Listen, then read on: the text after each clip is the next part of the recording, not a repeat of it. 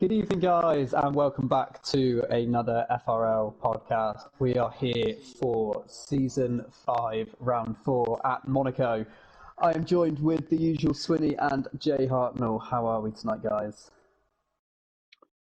Very well, Jack. Very well. After another exciting week of league racing and also another exciting week of actual Formula One being back on the TV as well. So, extremely happy.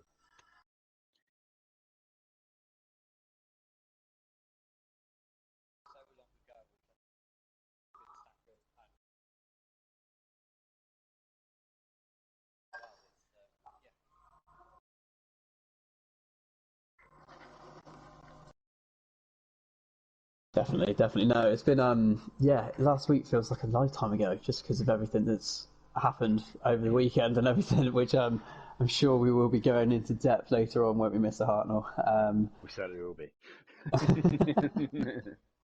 But we are, we are here for Monaco tonight, guys. How are we feeling about that? That's a very good question. Nervous, trepidation is probably high up on the list of words to describe Monaco. But I think we're probably best off asking Michael this question, aren't we? I would say.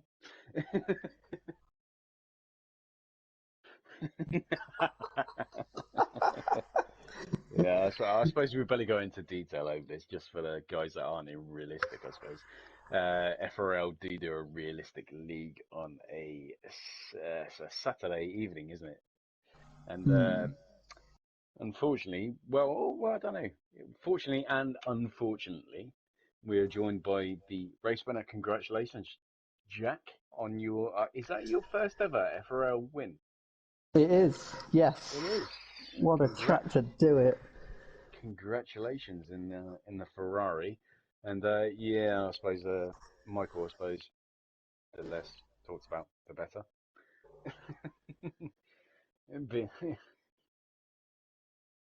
If you could put a figure on it, what would you say?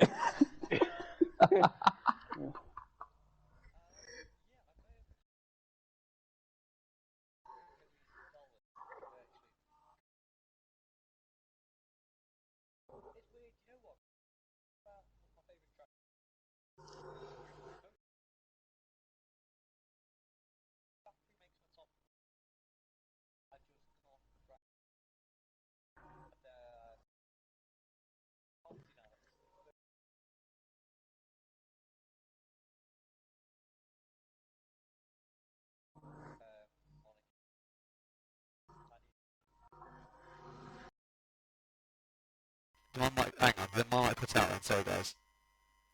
Oh, No, but don't worry, panic over. Yeah, sorry. Yeah, I don't know what it is, but I think it's like a practice, you know what it is. I'm just scared of Monaco and it shows in races, but I don't care how my pace is tonight, as long as I finish the race, that's the important thing. We get points down to 15th in FOL, just getting to the end with a big ticket here. Hartnell, yes, mate. is Swinny sounding like a Dalek to you? Yes, Right he now? is. Sounded like a Dalek to me. Yes, I don't know what's going on there. Give me a minute guys, sorry about this.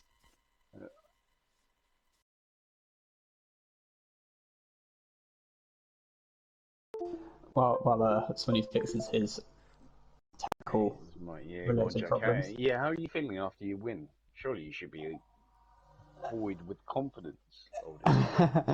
You would think, but if anything, I think it adds a bit more pressure tonight because people were probably expecting me to do well. But I do love Monaco. The last time we raced here in FRL in the league, I got P3, which was nice. So, and yeah, I've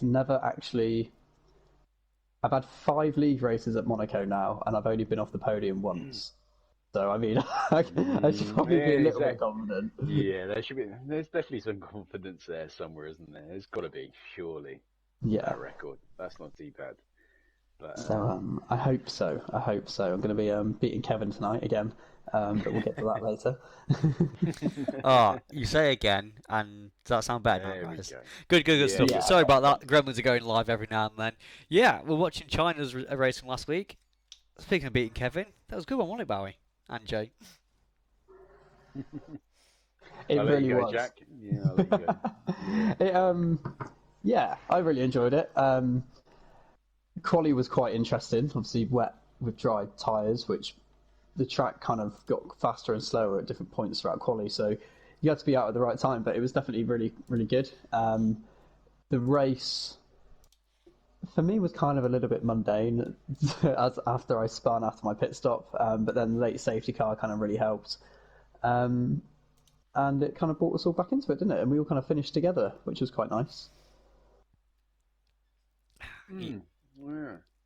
Sort of. There's been a trend this season, hasn't there? You can sort of see after the first two races, sort of the way the grid's going to go, and sort of there's quite a few. I would say from P4 down to probably P12. Everyone seems really close. There's not really a lot to determine between them, to be honest. And yeah, for myself, for China, it was. I must admit, it's sort of where it's fallen off the face with F1. It's not really a track that I've done a lot of laps around, to be honest. So it's kind of like, how can I put it? It's sort of like back in the early days of the F1 games, when China comes up, sort of like one or two, it's the first race or the second race of the season. Yeah, sort of like the 2010 to probably Yeah, it 2017 was. era of F1 Yeah, it or was kind of like 2019. where it's kind of not been on the higher sort of on the fixtures, should we say? It's something that I've not really practiced. So it's a really great track. It's amazing, China. But you know, hats off to everybody that finished that race. It's a very difficult one, isn't it? Sort of, I think it's one of those tracks. It's a driver's track, isn't it? Which we said last week. Yeah, I was just. It could have been so much better, my race. I started on the hards. I was running really high before, as people doing the first round pit stops, and then spun on lap 7, got wing damage. Had to then put on medium tyres on lap 7, which I kind of very early on decided to go take to the end. Did try and take to the end, but then there was a very, very late safety car, so everyone came in and put the softs on.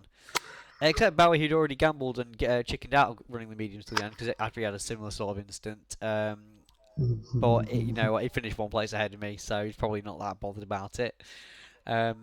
Yeah, that was kind of my race. But yeah, just to quickly touch on China, with that late safety car, there was a massive field spread from all sorts going on. And Dixon was leading the safety car. I think just to give everybody a fair crack at the whip of the safety of the final two laps, did the slowest final sector possible to allow the field to bunch up. Mm. You got to think if you're the leader and you have an instant where you spin out, that you could then be so much further back, and you do give yourself some jeopardy about doing it if you do put the whole pack together. But um, great sportsmanship. Thanks, once again, Dixon. It's a real testament to your character. Yeah, Yeah, definitely. definitely, mate. We said that in the party chat, didn't we? It was absolutely amazing sportsmanship for what Dixon done, trying to back everyone up, get everyone together again. Yeah, definitely. And more importantly, myself and Swinney wouldn't have beaten Kevin if that hadn't happened. So, again, just even more reason to be happy. Yeah, definitely. No, exactly Still right. got the standings up at the moment. Have you still got the stand? Oh no, that wasn't the standings. That was just the No, race results. it is the race results. I'm just going to quickly go look at the results for Tier 2, and then we will get our standings overall. We've got a pretty packed pod tonight, so if we're going to go through the results a bit quicker than usual, apologies, but that's going to be the pace of it tonight. And yeah, Tier 2, I don't even want to talk about it because Bruce won. He won by 12, or was it 13 seconds? It was something like that, wasn't it, over scenario? Yeah, it was quite a big gap. But I must admit, Bruce does love China. Is one track of the year, and then he comes to Monaco, probably one of his not his favourite at all. So it probably balanced out. Yeah, definitely. China's one of his favourites, isn't it? It is, without a shadow of a doubt. Definitely a fantastic result for him, though. Scenario there in second as well, and Mystery in third. It is. I must admit, I must give a shout out to Scenario. I spoke to him the other day, and he said out of when he's listened to the podcast, he said the only person that actually goes for me is actually me. He was like, "What's Jack and Michael doing?" I predicted him to win last week. He doesn't listen hard He did, enough. he did, yeah, he did, yeah, he did say, yeah. But, I yeah, once from don't get scenario.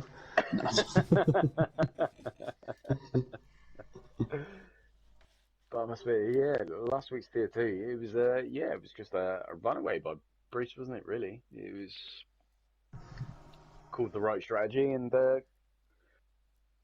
absolutely nailed it. To be fair, and yeah, fair play to Scenario. I think, to be honest, those two are probably going to be the lead weight candidates in tier two, apart from Twisted Science. I think. Yeah, I mean, Becco had a good race last time, DNF this time. If Mm. Becco can bounce back this week, then I think we can get more drivers in the frame.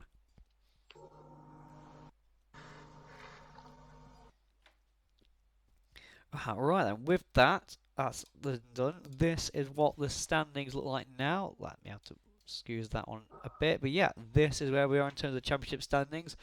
Now, it does say Smalley's leading tier one with 101 points. Now, I'm so sorry, but your crash has just come up on the street. oh, it didn't see. You did see my spin there, but I'm happy that provides you with wonderful entertainment. But yeah, I was there, like completely focused. And I was just like background. There's me spinning, my crash in the race, as I mentioned, and then yeah. But as you can see, though, Bowie's a very lucky man with that because that means I only end up finishing one place behind him with fastest lap. But look at the championship standings with us: 28 points for the pair of us, and generally speaking, if you look from Carlos Cutter in third down to Jay in 10th, really, you've got a 15-point gap there, which is nothing in FRL. Mm.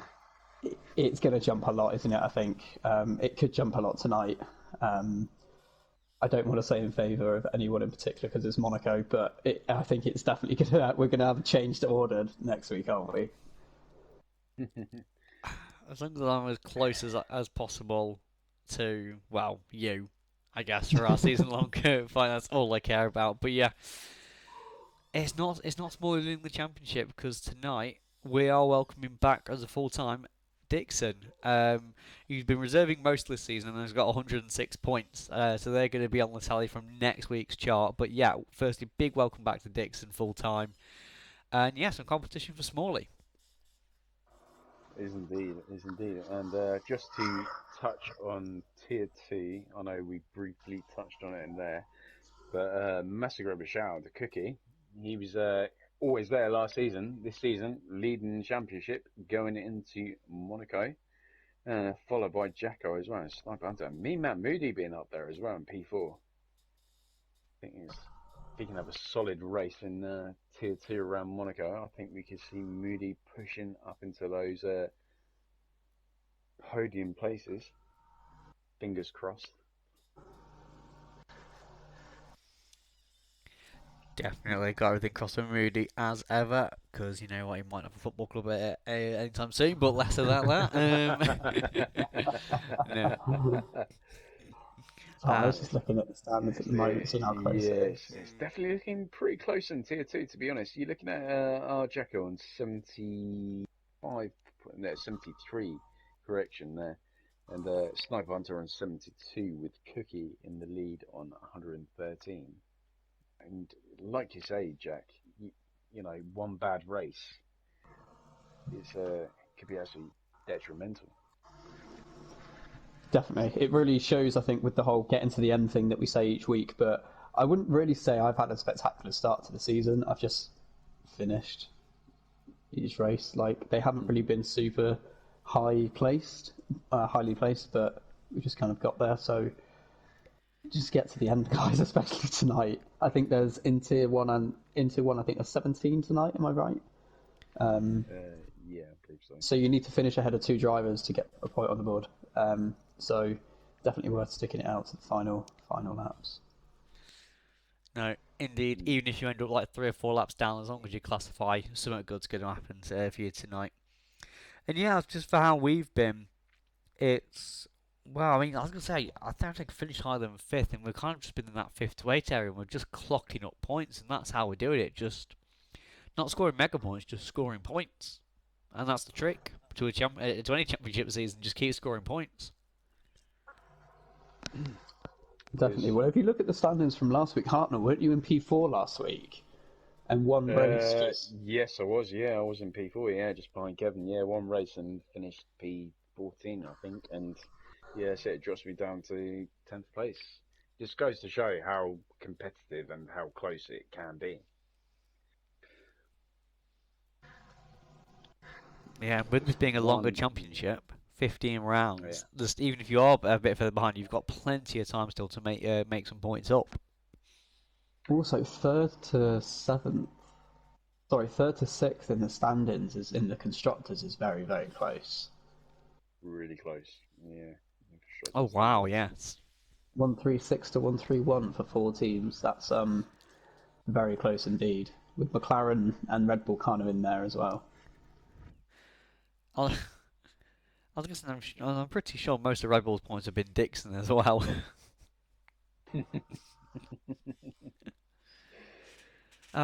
Dear. That's very true. Actually, if you look at the drivers and then they should be on 28. They're saying that it is shaping up to be a great championship.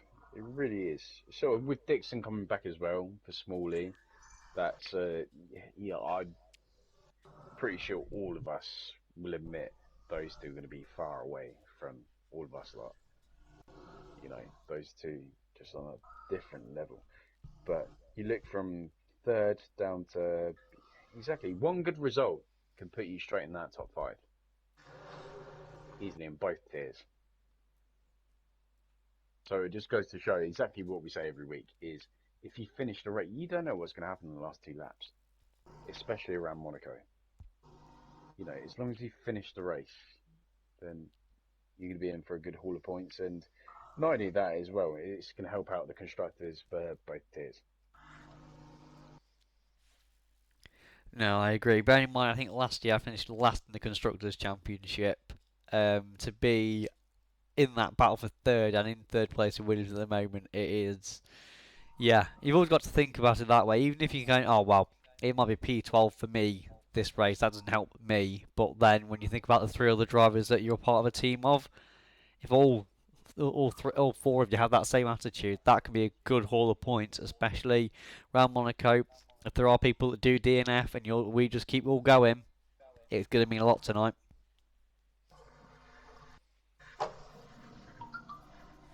Definitely, yeah. There's a track as long as it's dry. Yeah, if there's a track to do that, it's definitely Monaco, isn't it? Just pluck away. I think I prefer wet Monaco, I'm not going to lie. Really? I'm just better in the wet. So it seems to be a nicer equaliser for me. So yeah, why not? Let's go. Let's have a wet Monaco. You're the reason I have trust issues. I'll take that for being the maniac that wants to race in Monaco in the rain. I will sleep well tonight knowing that hurts your trust in me.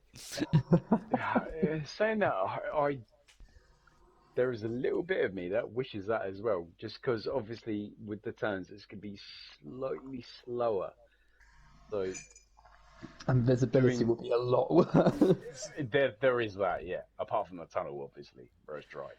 That's the only place there. Yeah, granted. Yeah. I prefer Inter to full wet. Don't know. See, this is the sort of like, this is what I wanted to bring up with you guys, to be fair, is with Monaco. Okay, right, if you're on pad, right, if you have a little twitch of your left thumb, that can put you in the wall, can't it? It's... Speaking from experience. Slightest, yeah, just the little slightest spasm in the left thumb, it's a game over. And it's exactly the same with us wheel users. You know, if we have the slightest spasm in our sort of like our right leg or our left foot, you're in a wall, aren't you? It's just sort of, it's a game of chance. I think Monaco. I don't think it's necessarily skill. That really hurts after Saturday, mate. I think that's what it is. You just think of it. You know when your body just has one of those little twitches. Yeah, I get it all the time with the double gear shift, or like when you go to turn and you're just delayed. Yeah, it's just one moment that it could go absolutely horribly wrong, and when it does, it's the end of the race. It's game over. Definitely. How many safety cars are we predicting for tonight? None. Doesn't work. Yeah, none. It doesn't. Yeah, exactly. There's a game glitch, isn't there? I don't think there's going to be any at all. Oh, can we put it on increase? Would that help? I mean, we can speak to the admins. Okay. See what we can do, because I agree. The thing that did come out from the realistic race on Saturday was we kept on standard as normal. There were so many incidents that were safety car worthy, and they just did not happen. I'm not sure whether tonight has a chance. Well, maybe it's did, but maybe we've got enough evidence that it needs to be on increased, although it just won't be safety cars tonight. So if you're listening, over fuel. It's exactly my. Yeah, 100%. Yeah, definitely over fuel. No, absolutely. But guys, predictions for tonight. What are we saying? Extremely good question. I'm going to let you go first, Jack. Oh, God, okay. Let's do tier 2 first. I think we did tier 1 first last week, so if we go... Right. This is going to be tricky. Let me quickly double check who is racing tonight. I've just done the same thing, just run over to check in. We do have mystery. Guys, do your homework before you get on it. Obviously, scenario to win tonight. I think, he probably warrants me picking him, considering I haven't, and he has kind of been in there each race, and he is racing tonight. So I would pick him for P1. I'm going to go Big Lou P2 and Mage P3 with Moody as my wildcard. Okay. Cookie's racing again. I can't remember if Cookie's good at Monaco, but I'm going to say Cookie to win. We'll say AFL second. Scenario third. Wildcard. I'll go Moody as well.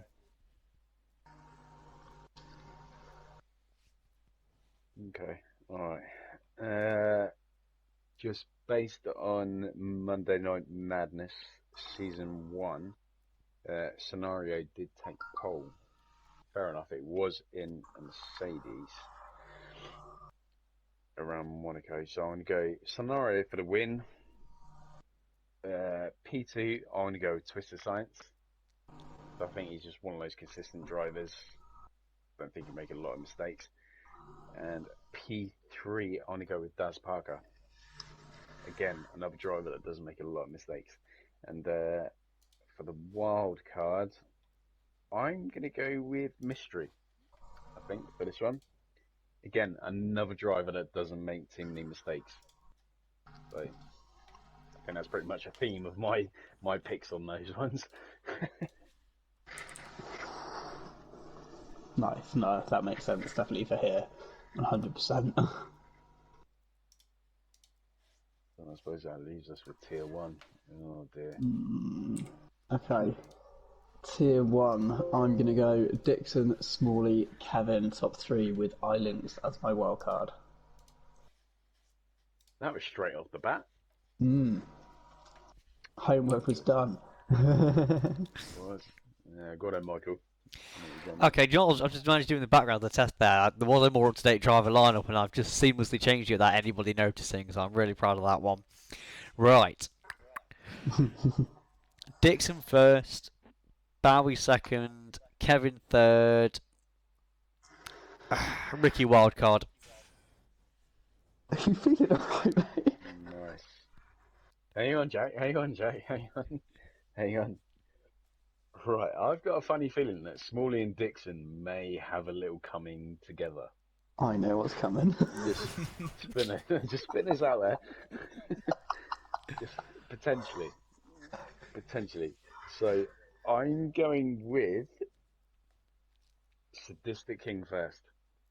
Again, just consistent as you like. PT, Mr. Bowie, because I think you're exactly the same. I think you just keep yourself out of trouble and just pumping lap times. And P3 is going to be Mr. Swinney himself, Mr. Michael. I I don't think think my again, redemption arc is ready for this. and my wild card is going to be Pimis.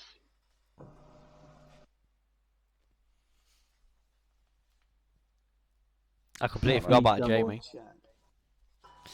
I completely forgot about Jamie. Pimis. Oh, Pimis is in tonight. Nice. He is indeed. He is indeed. He did Yeah, get P4 and realistic, didn't he, on Saturday? He was he did excellent. He was indeed. my driver of the day, ahead of my Ferrari teammate who won the race.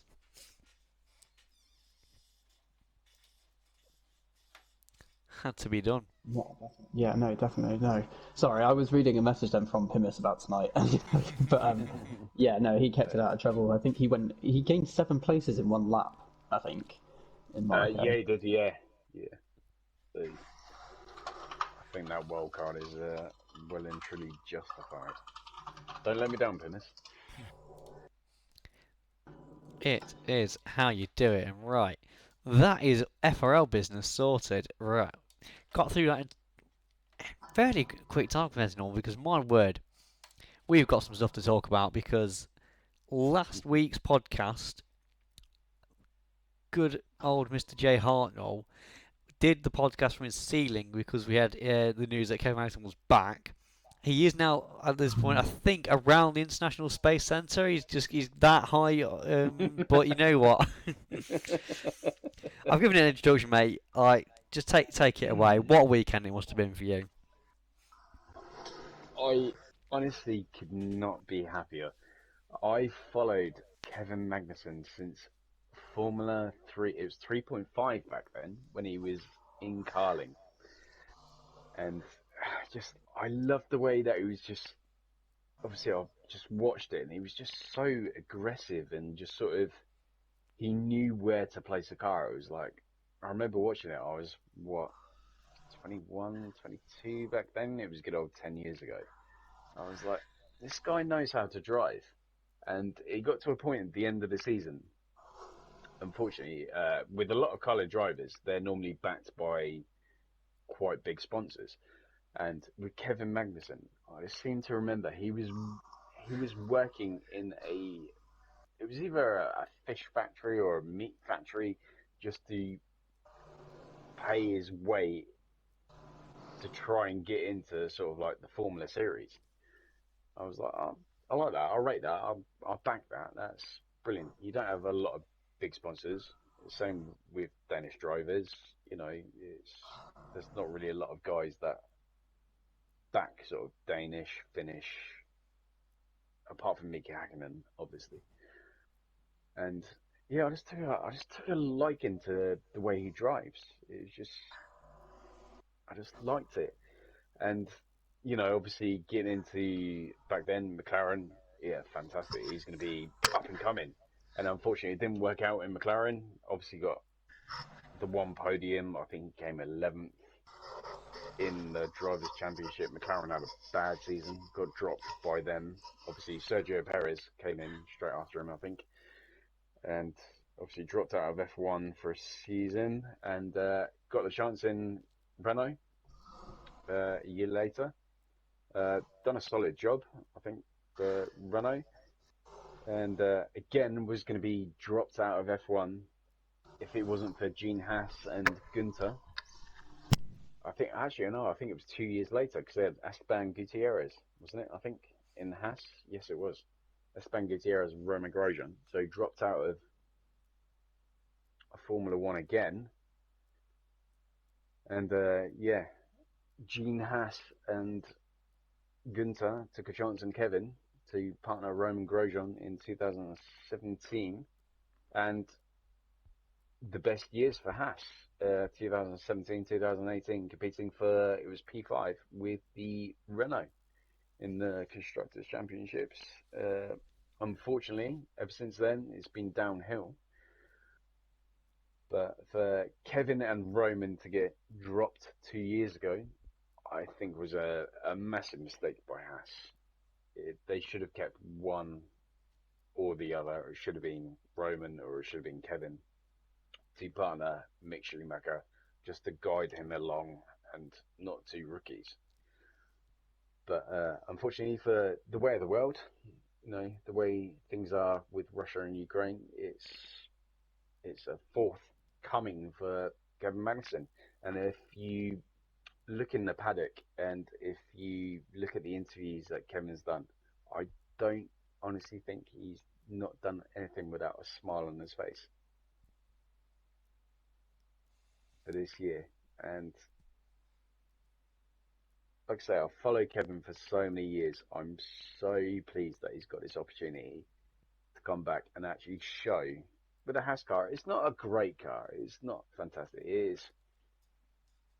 When McLaren get their act together, it's going to be probably sixth, seventh quickest car on the grid. It's not going to be right up there. But just for the whole team, for the whole struggles that they had, putting all their eggs in one basket, going for it this year, I think Kevin coming back, I think it's just energized them. Sorry, I went off then. No. Went off on a tangent. You deserved your monologue, mate. It means a lot to you to see that, and it was wonderful to see as well. Yeah, in terms of the 2022 season, it was an interesting one for how well K-Mag was doing. Because the way that the first kind of you can see what the Red Bull and Ferrari were right at the front of the grid. Mercedes are kind of on their own as the third fastest car, and then it's the best of the rest. You kind of go back to days where P7 is kind of your pinnacle best of the rest, and he showed he delivered to do that, and the gap between Kevin and Mick made me think how much of that was the car, and how much of that is that Kevin's taking this opportunity with everything he's got and some extra. But I think to start the season was such a feel-good story of Haas sort of surviving for 2 years. Maybe a question mark over their funding and stuff going forwards, but for how it was. But we've got such a feel-good story for the start of the season, and just generally F1 is back and it's brilliant.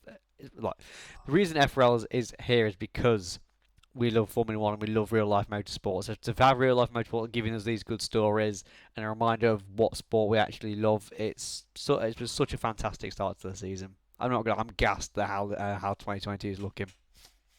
I am as well, and it was absolutely so sort of like refreshing as well. Sort of Charles Leclerc and Max Verstappen, seeing how close they could follow each other as well and overtake.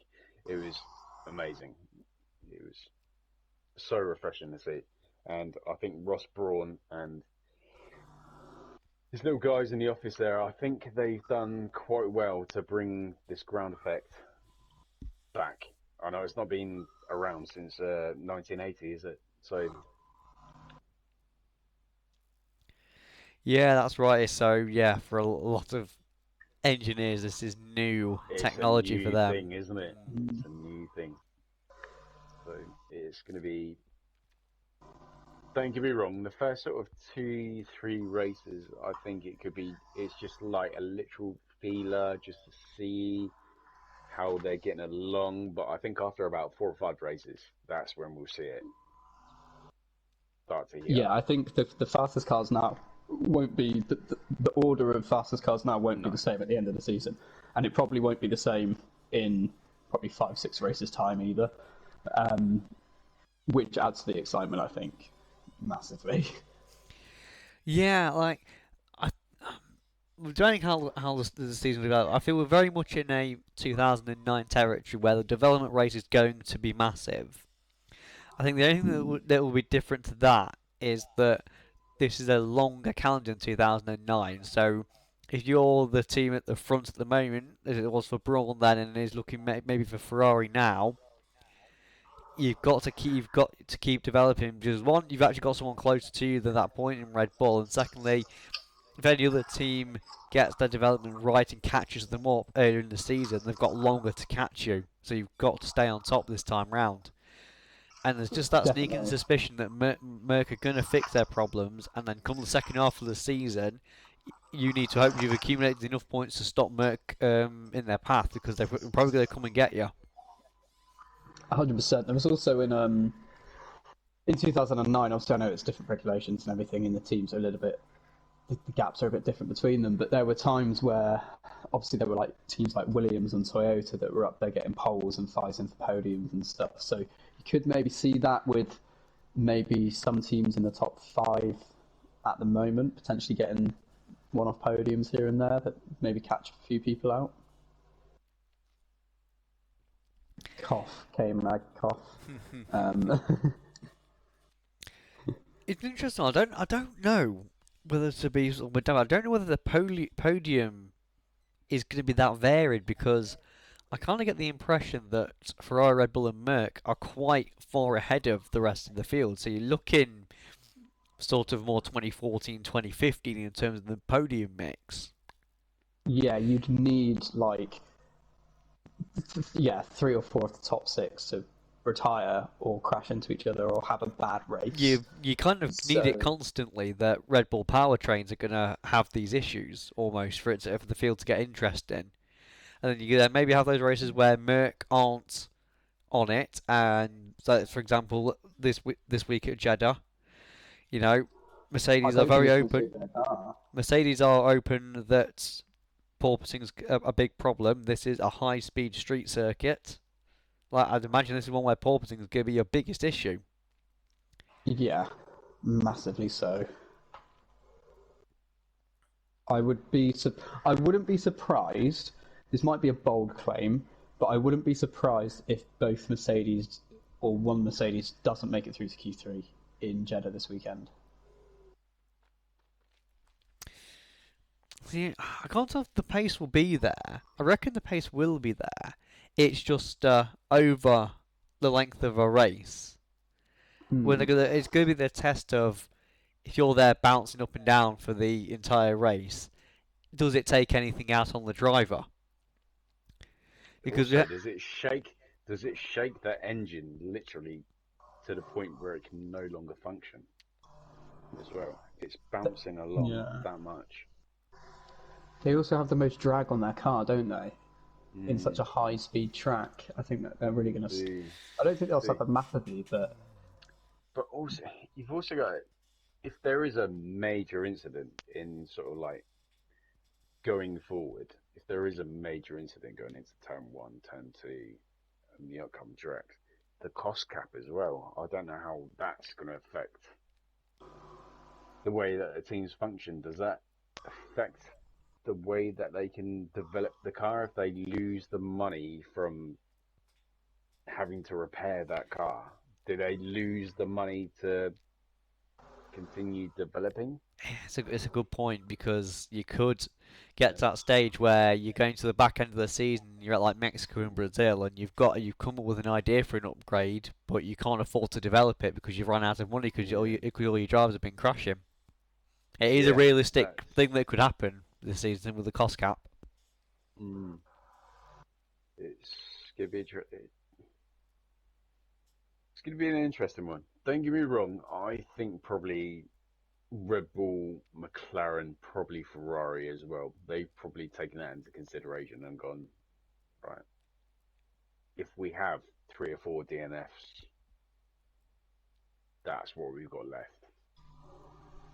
I think they're pretty much nailed on to prepare for that scenario. But I don't know. You're right. It all depends on how desperate are you to win this championship. Do you put everything into it and just assume that your drivers are good enough not to DNF?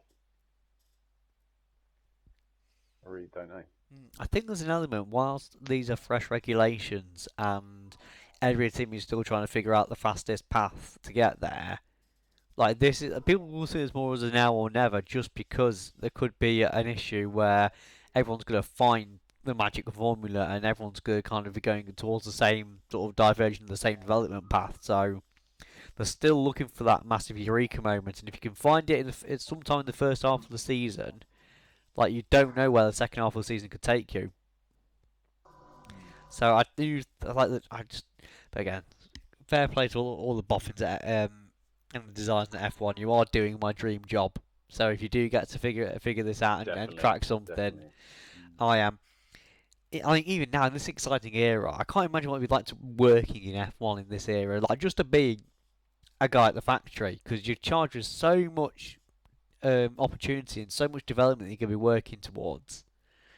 That's such an exciting time. I mean, long hours, but like you go into that industry because of the passion you've got for it. So maybe there's a bit too much of people leaning on that love you've got for the sport, but still, you in the whole, people are in there doing jobs that they enjoy and seeking the benefits from that, and it's an exciting time for the people working in F1. Like whether you're in sort of in the factory or in the office serving the teas, down to the person who's got the drawing on the board in Adrian Newey. Like such a good and exciting time. Yeah, well, funny you mentioned Adrian Newey. I think he's pretty much the only designer now that still uses a pen and pencil, I believe, to design his cars. He does, yeah, he Mm, does. yeah, he Which is doesn't quite, I find use that quite any. fascinating, actually. I do as well. I would love to see his drawings. They would be absolutely fantastic. I find there to be an element of that that's quite sad as well. Like, Really? Why? because he's almost like the last of his kind. I know, but yeah, that's the original greatness, though, isn't it? Mm. It's sort of like if you don't have to do it with computers and laptops, that is, I'm pretty sure, given sort of if we gave if we got the right training and the right know-how how to do it, I'm sure there's loads of guys in FRL that could probably put together a car just on a laptop, but to Yeah. do it with a pen and pencil and actually just sort of draw the sort of like the downforce lines where the airflows go in. That's some talent, isn't it? That's just unbelievable. No, I mean I literally applied to engineering at university purely because of Adrian Newey. Like he is a proper hero to me. Yeah, he's a hero to me as well. It's sort of like I'm trained in engineering as well, and it's absolutely insane. I would love to meet the guy at one point just to pick his brains. It's unbelievable. Definitely, he's on my dinner guest list. In my Oh top yeah, five, that's for yeah, sure. oh yeah, 100%. He's the most boringest guy in the world, but most engineers are. But just to find out the way that he can process a set of regulations and just go, all right, I know exactly what way I'm going to go, is just outstanding to me anyway. It's I wouldn't even know where to start. No, not a chance from me either. And especially when you look at the season where you literally basically had a blank piece of paper and had to start again. Yeah. That's what I'd love to know. What was the first thing you drew? I'm going to go, I would say it's probably that rear wing. That's where I would start. Yeah, because like the beauty of it is where because he's basically a pure aerodynamicist, so that's where the season's basically Mm. come into his eye because you can go the engines haven't changed, so it's not like he's going to be frustrated because the engine's packed up. It's just reworked all of the aerodynamics. Would you then go right? Ground effect is king. What am I going to do a ground effect? Or go right? If where do I? I'm going to because when you hear the engineers talk about, it, they go well. We're just going to start with X, and if you decide which development path you go here, then X means we must do Y here, and so on and so forth. But I'm guessing they all didn't start in the same place. No, it's kind of quite interesting.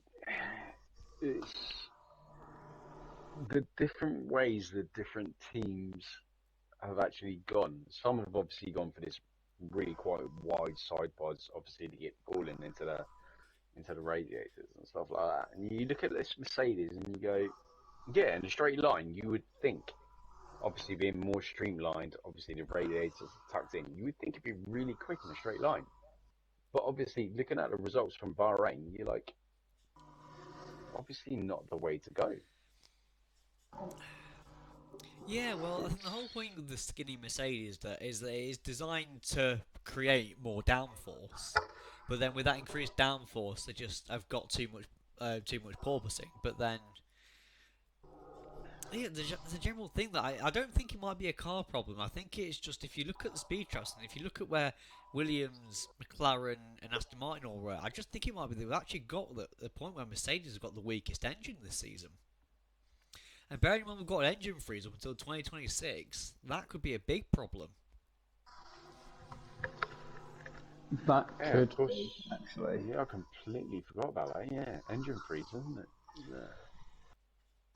It's definitely something to do with the engine.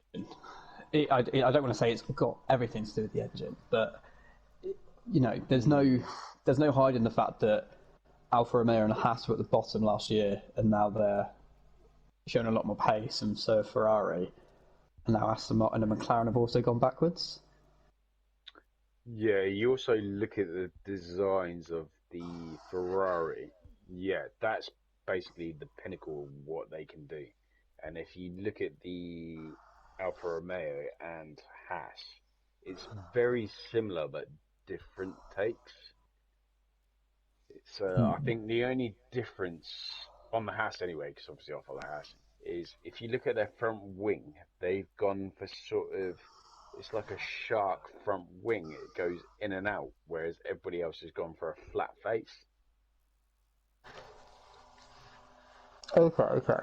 Interesting. which is yeah, I can't really describe it. Sort of like the front wing starts, then it curves out, then goes in, curves out, and goes in. They're the only team to do that. I don't. I can't imagine it makes too much difference in Grand Prix cars, but for following cars, it may do. But I think but yeah, I think with the yeah, go front on, Michael. wings, yeah, with the front wings, the point about them is, I think, depending on how you move the air over the front wing, depends how much air goes into the inflows for the ground effect. So, and it kind of just still builds on the idea that when Haas rocked up at pre-season, they all went, well, blimey, like they've been really radical with their development of it, and they've just done a lot of different things that people didn't dare put on all on one car. Mm. Yeah, they have. They've been proper brave, has this year, and I'm not gonna lie, obviously, because I'm very biased, but it's not exactly been easy for Haas, and it's exactly the same with McLaren as well. It's not been easy for McLaren, well, with Daniel Ricciardo catching COVID and stuff like that. It's not exactly a great start, and exactly the same with Aston Martin as well. Yeah, Having that's a good point. Actually, I think Sebastian out, it's not ideal. These guys have pretty much developed the cars whilst they've been there. They've all been there for season and a half. It's A not massive ideal. shout out to Hulkenberg, obviously not driving the car until last week and out qualifying Stroll. Um, to me, I think that shows that Stroll needs to find a new hobby. But you know, I'm not a big fan of Lance Stroll. I think he's just there for daddy's money. I've made that brutally honest over the years of racing in FRO. I think Aston Martin could do so much if they would have promoted Nico Hulkenberg and Sebastian Vettel. I think that would have been a quality driver lineup. I think that would have been good. I think the last of mine is I don't know where where they're actually going to go, like because they're all talking about this 5 year plan that they've got in place. But now, forgive me if I'm wrong. Aston do Aston Martin have a driver academy? No, no. No. no, they don't. So who are they nurturing and who are they building that car around? I mean, if you look at people that have been at the back of the grid, if you look at say Alfa Romeo and Sauber, which firstly, by the way, because it came on that late in the game, Alfa Romeo have got the best looking car on the grid this year, in my opinion. just to Oh, yeah, it's quickly nudge lovely, him, isn't it? It is just to lovely. quickly nudge in. But then, as well as that, like they have their own driver academy. You've got Teo Pourchaire in F2 who's primed and ready. If you look across at Alpine, like we're going to probably most likely see Alonso retire and then Oscar Piastri taking that seat. You've got Mercedes as a Russell who's going to be their long-term future. You think about how old Russell is. You've got Max as a long-term future of Red Bull, Charles as a long-term future of Ferrari. You've potentially got Lando's got a long-term future of McLaren if McLaren can get that car sorted. I'm sure in Lando's massive new contract there must be a performance clause in McLaren, so he's not rocking around at the back. There must be. And again, I don't want to know whether we're doing that. Oh, it's one race and I'll look at McLaren. But then Williams have their own academy because they've got Logan Sargent who looked really good on his F2 debut last week. Now, of course, there's a full season to go along. Yeah, AlphaTauri fans they're covered by the Red Bull Academy. Haas are happy to share with Ferrari that they've got with Mick Schumacher. Like, what is the long-term plan for Aston Martin in terms of driver development, or are they just going to go? We're just going to get the best sort of non-affiliated drivers everywhere. Well, it's going to be around Stroll, isn't it? But is he? But I don't. But I think the point is, what if he's not good enough, and what if they get to that point where they accept and realise that? It is going to get to a point, isn't it? Because if Vettel outscores Stroll this year, that'll be 4 years in a row that Stroll's been outscored by a teammate in the same team, but different teammates, like with Perez and Vettel. So they've got to ask a question. Obviously, both these drivers were deemed replaceable. So surely Stroll is also replaceable if they're replacing the drivers that are beating him. Because the only thing that I can possibly think of in the back of that Aston Martin is a Mercedes engine. So do they have a deal with Mercedes potentially? They do, yeah. They can have. I think they can take on De Vries or Van Dorn. Yeah. Do they get one of those guys in? But yeah, you're absolutely right, Michael. I think Aston Martin. If Aston Martin want to be big players in F1, they're going to have to start their own academy. I do see someone they could sign though. Yeah, so do I, mate. Probably Grosjean. He'd probably do better. I was going to say they could bring in Gasly. I've got a Because they're a manufacturer, aren't they? They're a separate team. I've got a funny feeling Gasly's going to end up in Mercedes at some point. Yeah, because I know what you mean, because I think for Gasly, people see his long-term future of having a team that he can call his own, which he's never going to quite get at AlphaTauri. Yeah, and Red Bull as well. I don't think he could ever do it. I think that's the only place he could possibly go. No, and that thing, and if he basically chooses to sabotage a Red Bull, then he's basically got the choice of the entire grid, really, because I think people are going to see what a talent he is. It's more of a... I don't know, as daft as it is, right, again, his is a wild trajectory into long-term future thinking. More so in terms of giving him a team to be better and build around. Let's say McLaren have a poor year, and they don't find a way to improve the car, and this is where they'll be for the entire season. Red Bull have tried quite aggressively in the past to get Lando. So at what point, and let's say that Perez has an okay season again, but maybe even the difference between winning and losing the Constructors' Championship. The Red Bull get a lawyer to look at Lando's contract and go, where's his get-out clause if the car's not, if he's in a car that's not delivering for him? Red Bull then decide to sack Perez, pinch Lando from McLaren, but then McLaren then want to build their future around Gasly. And then what you could also do, maybe Ricciardo has enough and gives up F1, and then you have Gasly and Perez at McLaren. But just on a negative note to that, would Red Bull risk the fact that Lando could beat Max Verstappen? Would they take that risk? Yeah. It's a simple Do you reckon word. they would? I don't know if they would. I don't know if they would. I think if you look at Red Bull and how long they haven't won a Constructors' Championship, the only time they've been good enough to win a Constructors' Championship was when they had Webber as a driver good enough to fight Vettel on occasion. Vettel. Yeah. I think they thought they were going to get that with Perez, and I think if they don't get that, then they're always going to try and think maybe we need a better driver, even if it's one that could beat Don't know. Max. Don't know. It's really difficult with Red Bull, so I'm not too sure whether they prioritise the drivers' championship or the constructors. Obviously, the constructors is where the money is. That's no shadow of a doubt.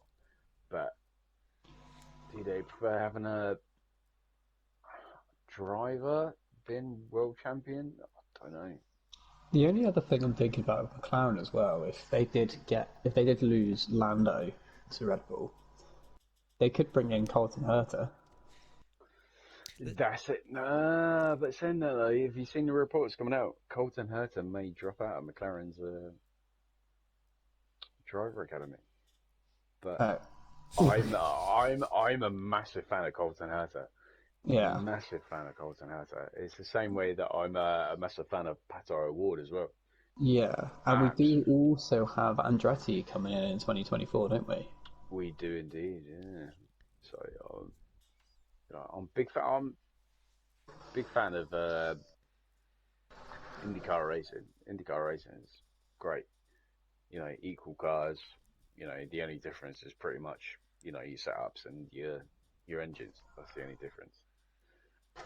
There is a 2023 official license IndyCar game coming out as well. There is. Yeah, no, I can't wait for that. The last one was 2002. How Oh sad is wow! that, though? I know that, yeah. How sad do I know that, yeah. Oh, speaking quickly about other games that aren't F1, have you interested in the F1 Manage game that's coming this summer? I Yes, most am. definitely, most definitely. Yeah, Cannot I'm wait really for that. excited. Yeah, cannot wait for that. No, I agree. That'll be very much my thing. Right, it is 7:45. Invites are out shortly. We've managed to waffle for an hour again successfully, guys. We have indeed. Indeed, no. Oh dear. A pleasure as ever. Thank you ever so much who've been out there and listened to the stream. Apologies for my mic issues at the start of the podcast, but you know what? We forgot about them by the time I said it and mentioned it again and brought it back round, didn't you guys? Yeah, of course. There you go. Lovely. Cheers, everyone, for giving us a listen. Fantastic. Yes, you take care, guys, and have a safe race around Monaco tonight if you are racing in FRL.